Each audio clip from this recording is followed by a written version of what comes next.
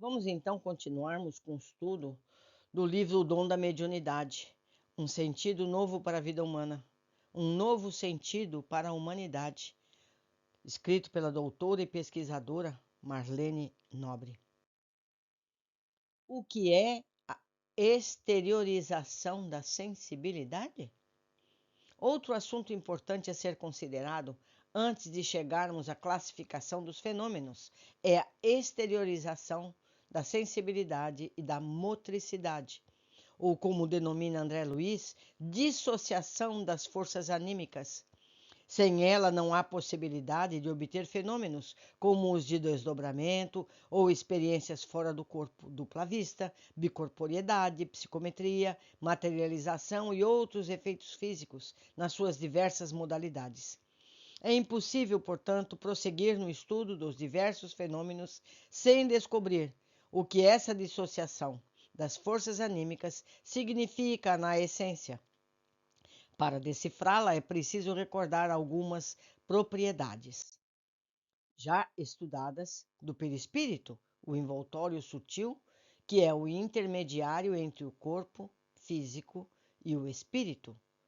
Vejamos o que diz o Livro dos Espíritos na sua questão 249A. Todas as percepções são atributos do espírito e fazem parte do seu ser. Quando ele se reveste de um corpo material, elas não se manifestam senão pelos meios orgânicos, mas, no estado de liberdade, não estão mais localizadas.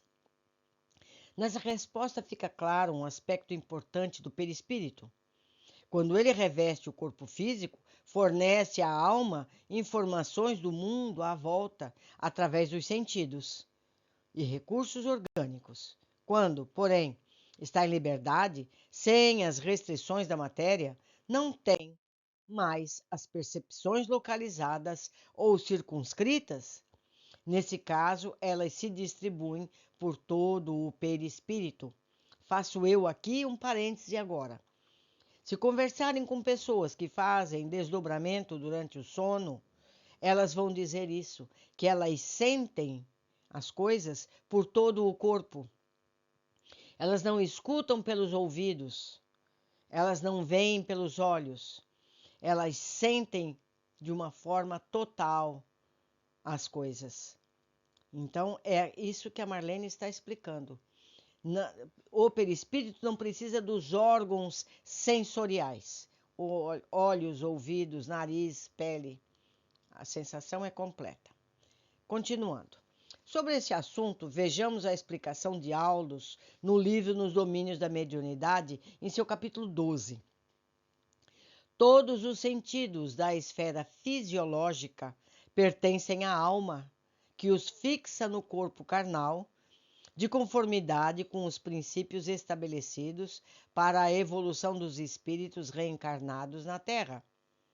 Somos receptores de reduzida capacidade frente às inumeráveis formas de energia que nos são desfechadas por todos os domínios do universo, captando apenas humilde fração delas. Em suma, nossa mente é um ponto espiritual limitado a desenvolver-se em conhecimento e amor. Como vemos, somos delimitados pelo tempo e espaço na matéria. Nossas percepções são limitadas pelas janelas dos sentidos, e estes, por sua vez, são restritos às áreas específicas do perispírito, os chamados centros de forças ou chakras. É onde é que a sensibilidade do espírito fica aprisionada? Exatamente aí, nos centros vitais, chakras ou centros de força do perispírito, que são 7. Quando esses centros de força são dissociados ou desarticulados momentaneamente, há liberação de fluido nervoso ou ectoplasma, e o médium expande o seu potencial de observação por todo o corpo espiritual. Dá-se assim o que ficou conhecido principalmente a partir das experiências do engenheiro Albert de Rochat, no século XIX, como sendo a exteriorização da sensibilidade e da motricidade.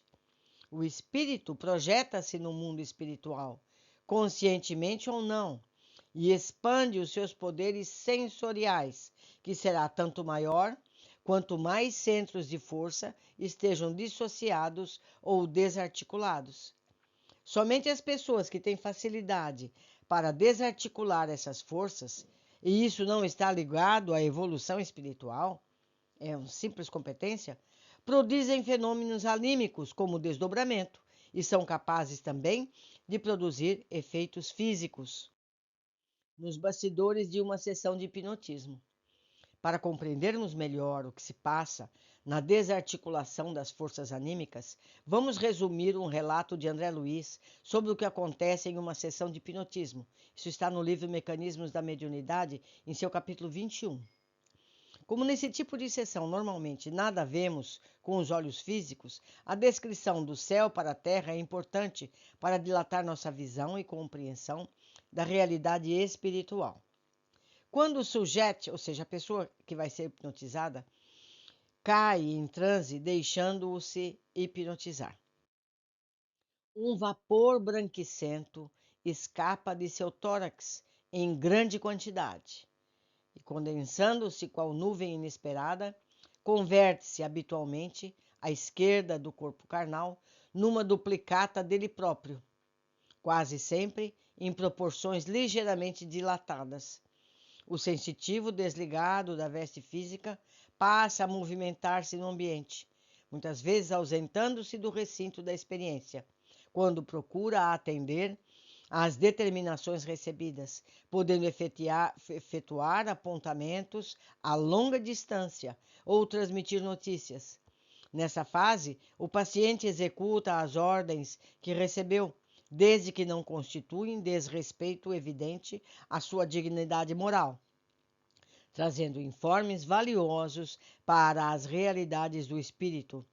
O seu corpo físico permanece imóvel e resfolegante, mas a individualidade real, embora teleguiada, evidencia plena integridade de pensamento, transmitindo de longe os avisos e anotações através dos órgãos vocais, em circunstâncias comparáveis aos implementos de um alto-falante num aparelho radiofônico. Nessas circunstâncias, o hipnotizado liberta a sensibilidade e a motricidade, transpondo as limitações conhecidas do corpo físico, sob a sugestão do magnetizador, com a energia mental de que dispõe. Desassocia-se o fluido nervoso de certas regiões do corpo denso, em local sugerido pelo hipnotizador, ou impede que a mesma força circule em certo membro. Um dos braços, por exemplo, que se faz praticamente insensível, enquanto perdure a experiência, até que, ao toque positivo da vontade do magnetizador, ele mesmo reconduz o próprio pensamento revitalizante para o braço inerte, restituindo-lhe a energia psíquica temporariamente subtraída, e a sensibilidade volta. É por isso que eles usam o hipnotismo para tratamentos médicos, né? Alguns profissionais fazem isso.